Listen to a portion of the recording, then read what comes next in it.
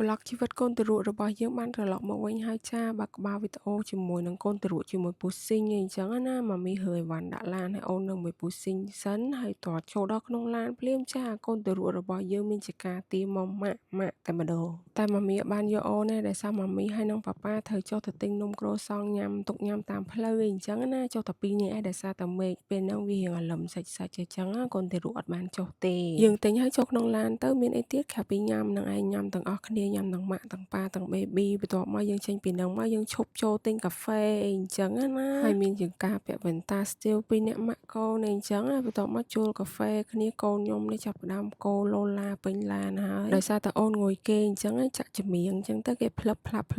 នែកគេអញ្ចឹងទៅផ្លឹបគេលក់បាត់កាត់ដល់គេភ្ញាក់វិញគេយើងយូរដែរបាន1ម៉ោងកន្លះអីដែរនិយាយពីតាមផ្លូវចាមានជាការឆ្លងកាត់ព្យុះភ្លៀងជាខ្លាំងយើងដល់ការ៉ាសាំងនេះឈប់ចូលបន្ទប់ទឹកអីមួយអីអញ្ចឹងទៅកូនទូរក់យើងមានជាការរវល់ពេញនឹងតែម្ដងសំខាន់ដើរចុះដើរឡើងមានជាការវង្វេងប៉ាប៉ាចាច្រឡំនេះខំរត់ដល់តាំងទៅរកគេស្រែកហៅប៉ាហើយទៅដល់ឃើញមុខគេចិត្តមិនដឹងថាមែនប៉ាដើរបកក្រោយវិញចូលដល់ក្នុងឡានវិញមានជាការកោទៀតហើយចាឡើងលើចុះក្រោមឡើងលើចុះក្រោមអីអញ្ចឹងណាអានេះយើងជិះចិត្តដល់ដែរកូនខ្ញុំចាប់ផ្ដើមកោខ្លាំងមែនតែនតែម្ដងប៉ុន្តែជាមួយនឹងទេសភាពដ៏ស្រស់ស្អាតបែបនេះម៉ាមីមិនអាចពោលឡានបានទេទោះបីជាកូនង៉ែតកោប៉ុណ្ណាក៏ដោយកាត់ទៅដល់កំពង់ឆ្នាំងហើយចាអូននៅមួយពូស៊ីងអីចឹងហើយម៉ាមីដើរកាន់កាមេរ៉ាអីចឹងជាមួយប៉ាប៉ាហើយយើងទៅដល់កន្លែងឆាកដើម្បីយើងទៅសមឆាកឲ្យពេលហ្នឹងកូននៅពូស៊ីងយើងស្វីតសិនទៅចាយើងទៅដល់លើឆាកនេះម៉ាមីឡើងទៅដល់មុនគេហើយអូននៅមួយពូស៊ីងទៅពីក្រោយមានចការទទួលភ្ញៀវទទួលអីចឹងកូនខ្ញុំដល់លើឆាកភ្លាមគេនៅពូគេព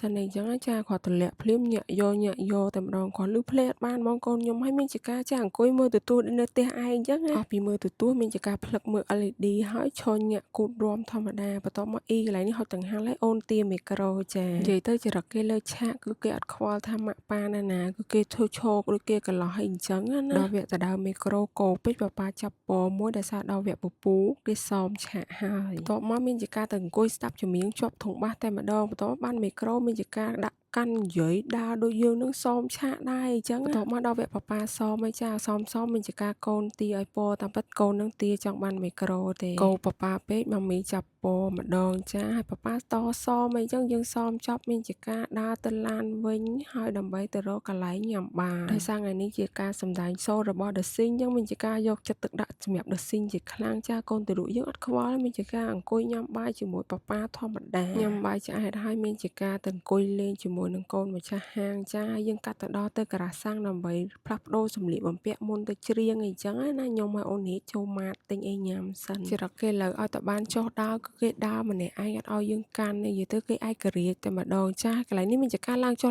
ដួលមួយប៉ក់ងើបស្ទុះឡើងទៀតធម្មតាតួយើងដូរឈុតអស់ហើយបើតួធំយើងក៏ដូរដែរចាមានចការដូរឈុតស្ទៀវអីអញ្ចឹងឡើងលើឡានបានពណ៌មួយញ៉ាំកាត់ទៅដល់ក្រោយឆាកពូស៊ីងគេពណ៌បានផ្លែបដាក់ចុះក្រោមមើលឆ្វេងមើលស្ដាំមានចការលក់ម្នាក់ឯងលក់យកតែម្ដងកូនទារកយើងមិនណយទេចាមានចការដើរញាក់គូតម្នាក់ឯងតែម្ដងបន្ទាប់មកមានចការឡើងទាឡើងលើឆាកចានិយាយទៅញាប់ដៃញាប់ជើងសាហាវចាប់ទាញមកដល់ក្រោយនេះចាម៉ាមីពទៅមើលអីគេមើលគេរំលបាំអីចឹងមើលគេឡើងចំហមាត់កូនបន្ទាប់មកបានប៉ាពនៅរៀងស្ងៀមផ្លែតចុះចាប់ផ្ដើមត្រាច់ចោដើរដែរទៀតហើយចាបានតុក្កតាមួយដើរចោដើរឡើ